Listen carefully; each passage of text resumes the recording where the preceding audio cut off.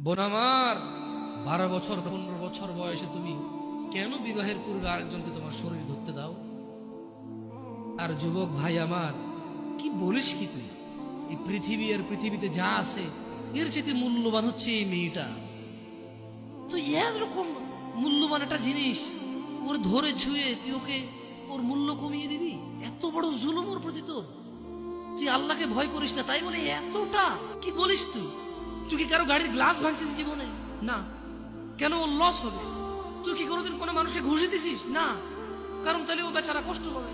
তুই কি জীবনে কারো পেটে ছুরি ঢুকাই দিছিস? না। ও মরে যাবে, তাহলে ওর ফ্যামিলি ক্ষতিগ্রস্ত, লসে পড়ে যাবে। তুই কি কারো টাকা মারছিস কোনোদিন? না। তাহলে ওর ফ্যামিলি টাকার কারণে কষ্ট পাবে। তাহলে তুই কেন তুই এত ছোট ছোট বিষয়গুলো খেয়াল রাখিস যে আরেকজনের লস হবে? তাহলে তুই এই মেয়েটার জীবনটাকে তুই কি করলি? তুই তুই পুরো পৃথিবী আর পৃথিবীতে যা আছে সবকিছু বিক্রি করলি।